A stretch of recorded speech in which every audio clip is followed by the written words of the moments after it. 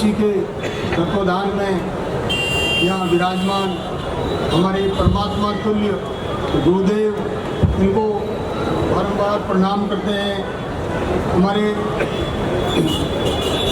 मूल ओबीसी समाज के जनप्रतिनिधि और राजस्थान के गणमान्य जो भी मंच पर विराजमान है, इन सबको मेरा प्रणाम।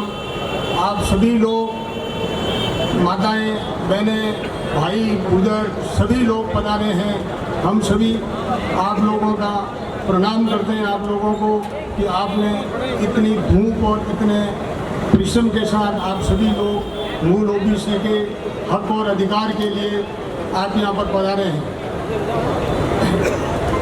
जब तक अपन मूल ओबीसी के आरक्षण का लाभ लेने के लिए अपने को सन 1949 में जो धारा 340 बनी थी, उस संविधान में अम्बेडकर साहब ने धारा 340 के तहत ओबीसी को 60% आरक्षण देने का प्रावधान रखा गया कि 60% आरक्षण दिया जाए और SC/ST एक्ट के बराबर ही ओबीसी एक्ट बनाया गया कि उसमें भी यही प्रावधान रखा गया, जो SC के व्यक्ति को कोई भी गलत संबोधित करता है, उसी तरह ओबीसी के व्यक्ति को भी गलत संबोधित करने पर उसको उन्हीं धाराओं के तहत मुकदमे का प्रावधान था।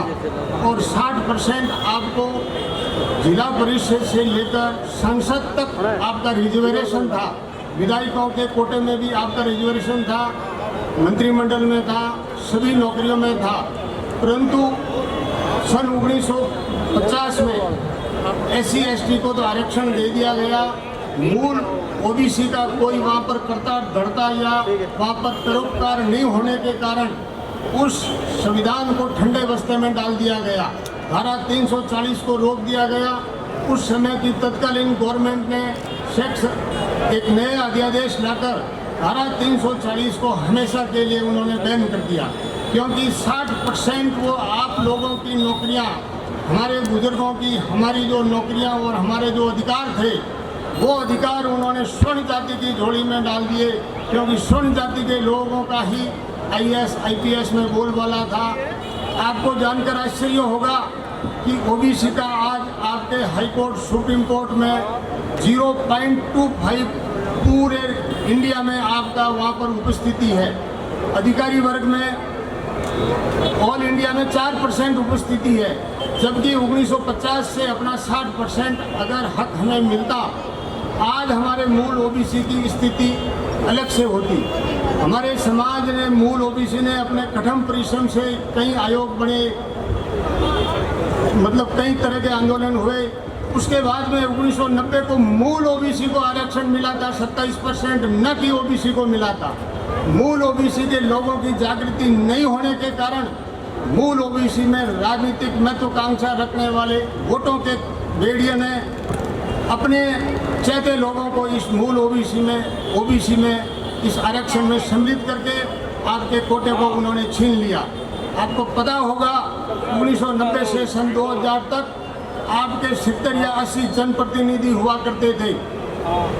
आपके जिला परिषद, आपके नगर पालिकाएँ, प्रधान की सीटों पर 70 से 80 अपने जनप्रतिनिधि हुआ करते थे।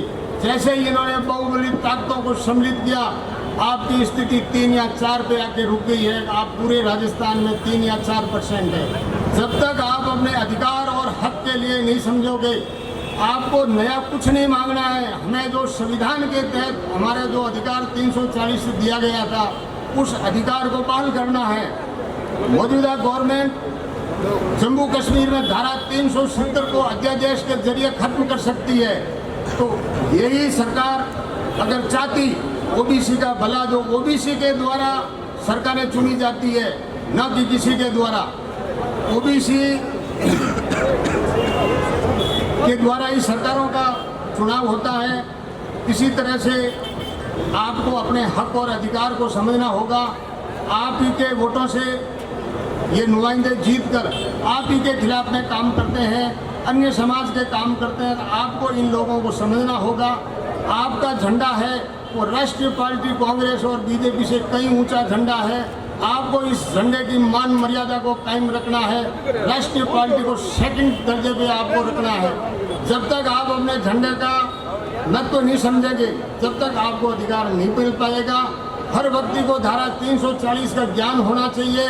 कोई भी जनप्रतिनिधि, चाहे बीजेपी हो, कांग्रेस हो, आए, उसको आप ये पर्चा बताएं कि भाई ये देखो हमारा सेक्शन है 1949 में बना था, आपने हमारा रोक दिया, आप हमें कब दिला रहे हो। अगर आपका कोई सांसद है, कोई विधायक है, किसी के मायके लाल ने आज तक संसद या विधानसभा में आपकी आवाज़ वो नहीं उठाया, क्योंकि आप लोग सो रहे हैं। इस तरह से आप लोग अगर सोते रहेंगे, आने वाली पीढ़ियों में भी आपको कुछ भला नहीं होगा। हमें नया कुछ नहीं चाहिए। हमें धारा 340 जो संविधान में मिली है, उस धारा को बाल होते ही आपके सभी के बाल बच्चे सभी अधिकारी बनेंगे। और जो ये आप आज जो बोलबाला इन लोगों का है, वहाँ पर आपके लोग हाईकोर्ट के जज बनेंगे, सुप्रीम कोर्ट के जज बनेंगे, आपके बेटे अधिकारी बनेंगे, भारत के निधि निर्माता बनेंगे। जय हिंद, जय भारत। बहुत बहुत धन्यवाद। अगली कड़ी में निवेदन रहेगा श्रीमान हुकम सिंह जी कश्यप।